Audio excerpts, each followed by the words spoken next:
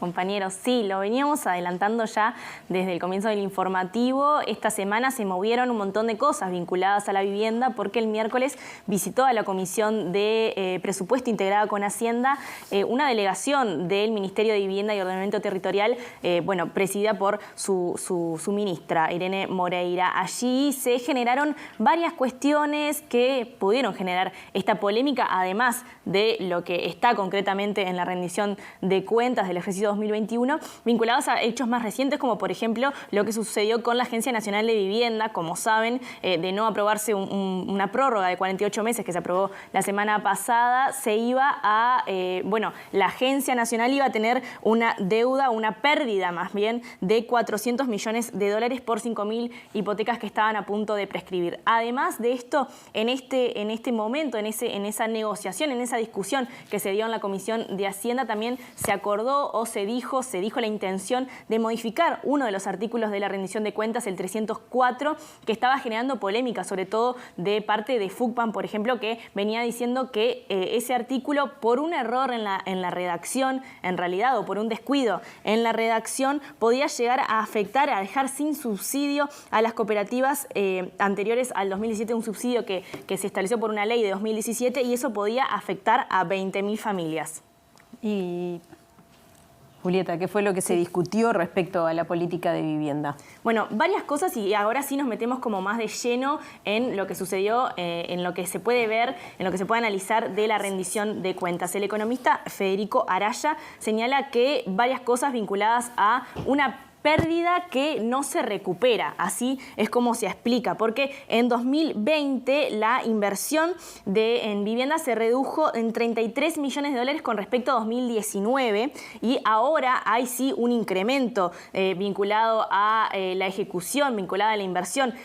Con respecto al Ministerio de Vivienda, esa inversión sube en 20 millones de dólares, pero no llega a recuperar todo lo perdido. Y sobre eso va a profundizar la diputada Lucía Echeverri, diputada por Canelones del Frente Amplio, que señala cuáles son los problemas vinculados a esa presupuestación y cuáles son las consecuencias de que lo que se perdió no se haya recuperado aún.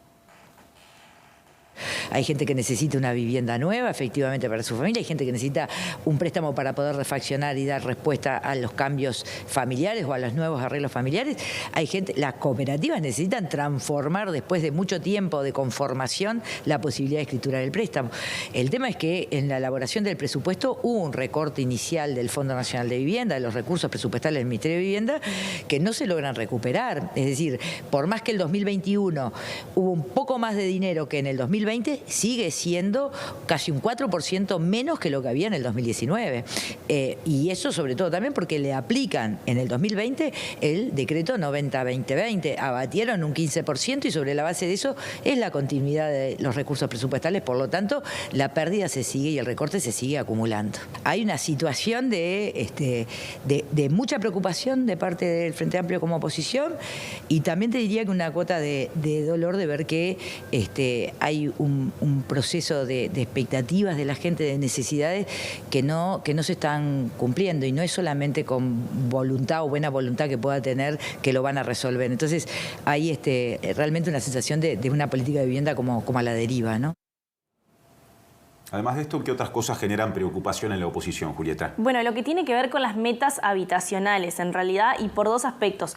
Por uno, que es que hay una reducción del número en las metas habitacionales, ya nos vamos a meter en eso, pero por otra cuestión es que tiene que ver con que no se llegaron a alcanzar las metas que se habían propuesto. Y esto, en realidad, lo que hace es desacelerar un proceso que se venía dando en años anteriores de avance y de aumento en los números de distintas cuestiones vinculadas al avance en la política de vivienda. Ese proceso se desacelera porque no solo baja el número de metas, sino que las metas no se cumplen. Uno de los ejemplos de las metas no cumplidas tiene que ver con, las obras por licitación y construcción terminadas y en ejecución, que la meta de 2021 era 1.541 y solo se llegaron a construir 1.397. Ahora vamos a compartir en pantalla esto que decíamos, esta comparación de las metas que se fijaron entre 2021 2021 y 2022. En lo que tiene que ver con las cooperativas, allí en 2021 se fijó la meta de 7.952 cooperativas terminadas y en ejecución, y para 2022 allí hay una reducción, como pueden observar, de 7.564. Es decir, no solo no se llegó a cumplir, sino que baja el número. También en lo que tiene que ver con relocalizaciones del Plan Nacional de Relocalizaciones, que la meta, el objetivo para 2021 era de 1.030 y pasa a ser en 2022 de 914. Hablando de relocalizaciones, otra de las problemáticas, otra de las cosas sobre las que se llamó la atención con respecto a de parte de la oposición con respecto a la exposición del Ministerio de Vivienda en la comisión, tuvo que ver con el asentamiento y con este fideicomiso que se creó, que se postulaba desde el gobierno que iba a generar una ejecución de 240 millones de dólares vinculados al plan Avanzar, que ponían como prioridad la eliminación de determinados asentamientos, un plan que atendía o pretende aún atender 120 asentamientos en todo el país. Esto llama la atención porque ese fideicomiso no está integrado en esta rendición de cuentas, entonces hay preocupación en el Frente Amplio de dónde van a salir esos recursos, quieren más transparencia, piden explicaciones. Vamos a escuchar a Lucía Echeverri sobre esto. No hay información respecto de las características que podrían tener las viviendas vinculadas al plan Avanzar. Tampoco se tiene certeza, porque no hubo respuesta de parte de las autoridades vinculadas a cuáles van a ser los recursos reales que va a tener este plan Avanzar. Ese fideicomiso finalmente lo anuncian hace unas semanas antes de entrar la rendición de cuentas, pero no se sabe dónde van a provenir los 240 millones de dólares que aparentemente tendría. ¿Por qué? Porque lo único que es cierto es los recursos que estaban asignados al Plan Juntos, al Programa de Mejoramiento de Barrios, que es un préstamo con el Banco Interamericano de Desarrollo, por lo tanto tiene un reglamento operativo y determinados parámetros para poder intervenir, no se sabe si se van a modificar o no, y el Plan Nacional de Reloj, más estos 18 millones de dólares aproximadamente que provienen del recorte al Instituto de Colonización, que a lo largo de estos años podríamos decir que serían 40 millones en total, pero de 40 a 240 millones de dólares, hay 200 que están faltando.